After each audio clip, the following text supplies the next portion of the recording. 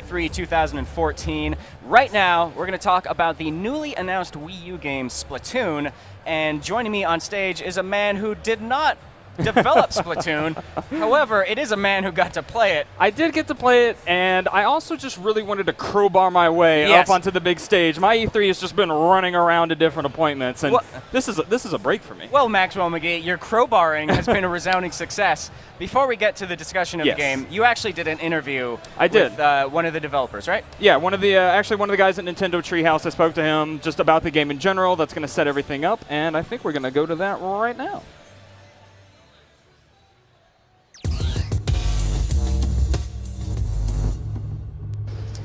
Thanks, guys. Maxwell McGee here on the E3 2014 show floor, where I am checking out Splatoon alongside Corey from Nintendo Treehouse. Corey, thank you so much for chatting with me. Thank you for coming by. It's awesome. So, Corey, after playing this game, I have to say it is the very definition of spray and pray. Tell us a little bit about what Splatoon is, what this game is, and how it plays. So Splatoon is basically an action, all-new, unique action online shooter from Nintendo. It's actually being developed from our internal studios, EAD Kyoto. Really excited about it. The basic objective in the game is it is a 4-on-4 kind of territory control game where you're basically shooting ink around the map, and you're basically at the end of the game you want to have the most ink covering the ground as possible. Yeah, something I thought was really interesting is that while this is a third-person shooter of sorts, actually shooting the other players and racking up kills really isn't the main objective. Right, exactly. So you are armed with this this kind of gun filled with ink. You got this ink take on your back. And you can actually turn into a squid as well, which is really... Because why not? Like you do. So once you kind of lay down that ink, turning into a squid lets you refill your ink tank quicker. You will eventually run out of that ink, so you can reload quicker. You can actually move through the map quicker as well. Inking walls will allow you to kind of go up them, maybe to access some hidden area. Yeah, that's something I thought was really cool, because inking walls, like you mentioned, you want to control area, but inking the wall isn't going to really add to your overall score, but it is going to give you this new tactical advantage, because you can reach like higher places and do sneak attacks and things like that. Yeah, one of my favorite things to do, oh my gosh, it's so satisfying to just like turn into a squid, watch someone come by, and then just pop up out and send them back to, their respawn point. I know, it's almost like some Titanfall parkour stuff. You're like hanging up on a wall, just watching, waiting for dudes to come by. One other thing that's really cool about this game is how the Wii U gamepad plays with the gameplay. So you're actually seeing, once you pick up the game, you're using some of the gyro controls with the gamepad to control your, tilting it slightly up and down to kind of aim your ink arc. And then you can move around, of course, with the left control stick, kind of aim a little bit more with the right control stick as well. So then we've seen a lot of the standard ink spraying gun. I know there are also super weapons you can unlock as well, but is that the main weapon for this game, or is there like a shotgun ink gun or anything like that? So here on the E3 show floor, we've got this almost like this bazooka cyclone super weapon. It shoots ink tornadoes, basically. Exactly. And the great thing about that is it can attack people high and low. It can basically lay out tons of ink all over the map. But in the trailer that we released as part of the digital event, we showed off this roller that you can actually just like walk around and roll it. I haven't played that yet. I can't wait. I was actually asking the developers, I'm like, that looks so fun. Like, I'm just... So then, yeah, like that ink roller, is that something is that one of the super weapons, like you build up your meter and it unlocks for like a limited amount of time, or is that something you'll have the entire match? I'm actually not 100% sure. I know that we have announced that you will have multiple super weapons when the full game releases, so it's not going to be limited to necessarily that ink tornado. Now, I know a lot of shooter communities like thrive on online support plans, getting together, playing together, things like that. What sort of online community support and functionality can we expect for Splatoon? So we haven't gone into necessarily the in-depth kind of online modes yet, but as you mentioned, this is absolutely an online shooter. Here at E3, we've got kind of a setup more like a LAN style going on right now to kind of simulate that online play. But you're gonna have exactly what you expect from a online shooter. Yeah, and this game has definitely sort of been a surprise hit, I feel, for a lot of people. And you guys announced it during Nintendo Direct, and people were like, what? You're shooting ink and you turn to a squid? This is so bizarre. But I know everybody that I've talked to who's come and actually played it has been like, wait a minute, this is actually pretty cool. And what have you thought of it? I haven't played it. I mean, like, it surprised me. I think when I first heard of it, I'm like, wait a second. And then once you actually get the, the game in your hands and you're feeling it, you're playing it, it just comes to life even more fun. I had a friend on social media was like, Corey, I just saw Splatoon. Is that game as fun as it looks? Because it just looks like absolute fun. And I wish you could come here and play it. But. So Corey, have you guys announced when Splatoon is coming out? We have announced a 2015 date. Haven't locked down necessarily a month yet, but looking forward to it next year. All right, well, we'll let you go ahead and get back to work. Thank you so much for chatting with me. Thank you, Max. And you folks, of course, stay tuned to GameSpot.com for our ongoing E3 2014 coverage.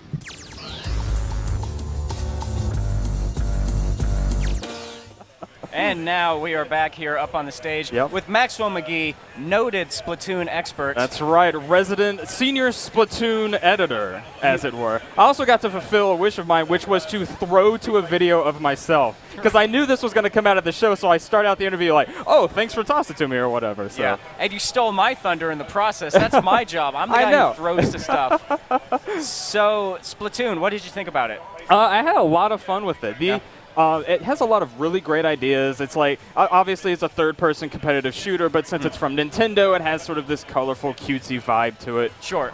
The one thing that did kind of irk me at first was when I first started playing it, you use the Wii U gamepad, and by tilting it up and down, your character can look up and down, but then to look left and right, you use the right thumbstick. So like this combination of moving the pad and doing the thumbstick was like a little left brain, right brain confusion. Yeah. That kind of freaked me out, but I did learn later on that you can actually change it so that all of the looking around is just controlled with the thumbsticks. Okay. Just like a normal shooter. Okay. So, I mean, how does it feel? How does the movement feel? It feels really good. The game is super fast-paced because like you saw in the interview there, as you paint the ground, you can turn into a squid and then dive into the ink of your own color and then swim along really fast. And then you can do other things as a squid too, like there are those chain link gates. You can turn to a squid and just like whoop, fall straight through the gate to get to different areas. One thing that I really liked that that was kind of a Titanfall move, really, is you want to control as much area of the map in your own color as you can. Okay. But that only applies to the ground. So you go around and you're painting the ground and you're painting the ground. You can also paint the walls, but it's not going to add to your side's total score. However, you can do fun things like paint a line up the wall and then turn into a squid, dive into the wall, swim up to the top, and just sort of hang out, just sort of hide up there, all parkour style, and wait for somebody to come running along and then jump out of the wall and ambush them, and it's awesome.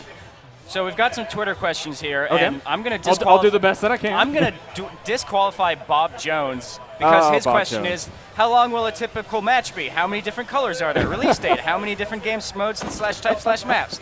Bob Jones, you're not allowed to ask literally every man, that was a triple-decker question. So we're going to skip to Patrick McCool, who's asking, is it just multiplayer or is there any sort of single-player component? Right now, they were primarily talking about the multiplayer component, so I can't say either way whether or not there's going to be a single-player feature. I don't want to put words in anybody's mouth, obviously, but mostly everything they're showing off right now is just the single-player component. Obviously, the game's still recently announced, still early in development, so. Right. Do you know if there's any sort of, there's another question we had about customization. I missed who that was. Do you know if there's any sort of that stuff in there? Say again? Customization? Oh, character customization. The rounds that I played, it was all just largely random. Okay. The colors that were assigned, the characters' appearances were just randomized each time. So like you don't load into a game and like pick the color of your team or anything like that. It just assigns 2 different colors, and then it assigns just random characters. So sometimes my team was 4 copies of the same character. Sometimes they were all distinct and individual themselves. So I feel like, at least at this point, it's all just random. Right. Okay. Well, that was Daniel Smith on Twitter. Well, thank you, Daniel Smith. Is it a hard game to keep track of? It was, yes, actually. So on the Wii U gamepad, it has like the entire bird's eye view of the map, and it'll show the paint being applied to it, so you can sort of see where the battle lines are being drawn. Let's see. What's not being? Oh, right here. Here we go. This is something I wanted to mention. He didn't really do it correctly, but you can get back into the action super quickly when you die and respawn by looking down at the Wii U gamepad. It'll have a little. Whoa. do you actually die in Splatoon? Is there explode. death? Oh, that's even worse. Yeah, it's not.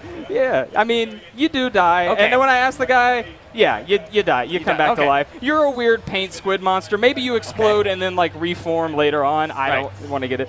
But basically, if you want to get back into the action quickly, you can look at the Wii U gamepad. It'll have little icons for all of your teammates. And if you tap one of those icons, you'll rocket, like propel yourself across the map, and you'll just land right where they are. And then boom, you're right back into it. Of course, every time I tried to do that, I would drop into the match, and then some dude would just blast me. Because you die super quick. Right. Like, I was surprised by how twitch it felt. Because, I mean, obviously, you know, you wouldn't expect that kind of thing maybe from a Nintendo game, expecting it to be a little bit easier, a little bit more of a softer introduction, if you will. But this game, like, yeah, you 1, 2, 3 good hits from the splatter gun, and you just explode in a shower of color. Are One thing, I'm not sure. Are there ink headshots? Is there ink jibbing? It's all spray and pray. Okay. It's all spray and pray. You're not lining up any kind of headshots or things like that. It's not going to reward you for like targeting a specific part of the body. It's all spray and pray. You do have, so there's that meter up there at the top right corner of the screen, and now it says click. When that's full, you click it down, and you get access to these super weapons. So the super weapon they were showing off when I played it was like this, basically a paint tornado gun. And you basically, you unlock it, you get it for a couple of seconds, and you can just fire at will these giant swirling paint tornadoes that just paint large portions of the map and will just blow up people in one hit. I mean, getting shot down in Splatoon really isn't that big of a deal. I talked about this briefly in the interview, but just actually killing the other opponents or killing the other team isn't your main objective. Your main objective is to paint as much of the map as possible, and killing the other players is just sort of a stepping stone to that larger goal. When you actually defeat another opponent, they will explode in your color. So you do get a little bonus there, so they'll help, like, their death helps paint more of the map in your own color. So, I mean, you get that kind of bonus, but otherwise, like, getting to a certain kill threshold or something like that isn't what you're after. All right, cool. Well, anything else that you want to drop in? Anything that we haven't quite covered yet? No, actually, I had a surprising amount of fun with Splatoon. I'm definitely looking forward to getting my hands on some more of it. All right, thank you very much. Maximo McGee, not the developer of Splatoon. Not the developer. All right, so we're going to jump to a quick break, but after this, guys, we have an incredibly special guest, somebody that you do not want to miss. It's an actual developer, too. It is an actual developer, a very famous developer, so stay tuned.